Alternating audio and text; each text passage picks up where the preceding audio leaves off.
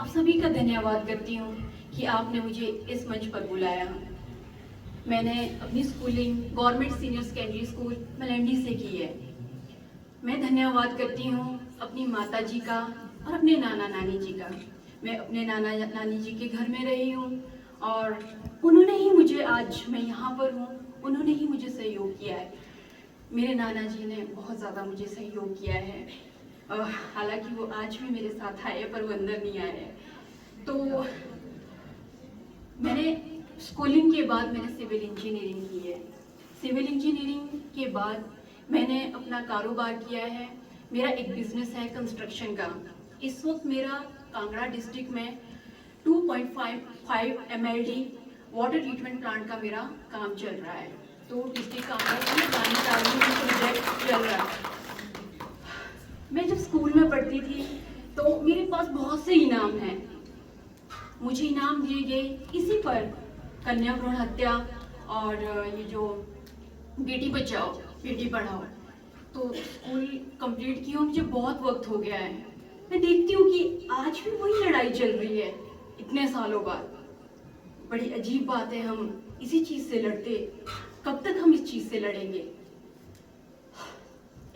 अपनी उपलब्धि के बारे में अगर मैं आपको बताऊं तो मेरा जो मैं यहाँ तक पहुँची हूँ सिर्फ मेरी माता जी की वजह से।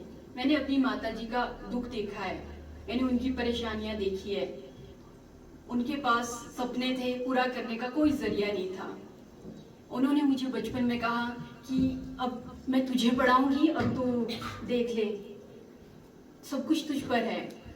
तो मैं बहुत परेशान रहती थी बचपन में, ये मेरी माँ मुझसे क्या कह रही है, मैं कैसे करूँगी।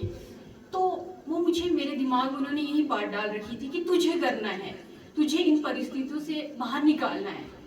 उन्होंने अपने फ़र्ज अदा किए, मुझे सिविल इंजीनियरिंग की बड़ी अच्छी मुझे पढ़ाई करवाई है। बड़ा खर्चा हुआ है मेरी पढ़ाई पर, जबकि उनकी परिस्थितियाँ बिल्कुल भी ऐसी नहीं थी कि वो मुझे इस तरह की कोई एजुकेशन दे सकी। फिर भी उन्होंने मुझे पढ़ाया। उसके बाद फ़र्ज मेरे थे और मैंने बखूबी निभाए हैं। आज मेरी माता जी के पास सिर्फ सोच के लिए इतना बच गया है कि सुबह क्या खाना बनाना है और शाम को क्या खाना बनाना है। और मुझे खुशी इस बात की है कि हमने अपनी माता जी को इस सोच से रिटायर कर दिया कि करना क्या है, जीवन कैसे जीना है। तो बाकी तो आप मुझे जानते हो मैं कौन हूँ। मैं पिछले 7 सालों से कुरपन प्रोजेक्ट में अपने कार्य से सहयोग दे रही हूँ। कुरपन प्रोजेक्ट हमारा 10.3 MLD का एक वाटर ट्रीटमेंट प्लांट है जो पिथल में है। मैं पिछले 7 सालों से वहाँ काम कर रही हूँ, तो मेरा एक बड़ा अहम सा रोल वहाँ पर भी है। सरकार द्वारा मुझे काम सौंपे जाते हैं, मैं उसे पूरा करती हूँ। जैसे कि मैंने अभी कहा, अभी भी मेरे पास इसी तरह का बिल्कुल ये जो वाटर ट्रीटमेंट प्लांट ऐसा ही होता है जैसा कि बिथल में अभी प्लांट है, आपने देखा होगा जो ये ठेव की तरफ से, बिल्कुल ऐसा ही प्लांट मैं तैयार कर रही हूँ कांगड़ा डिस्ट्रिक्ट में। तो कांगड़ा डिस्ट्रिक्ट में जब मैं वहाँ जाती हूँ, लोग देखते हैं तो मुझे ऐसे देखते हैं, लड़की ऐसा कर रही है। ऐसी सोच क्यों नहीं कर सकती, मैं तो कर रही हूँ।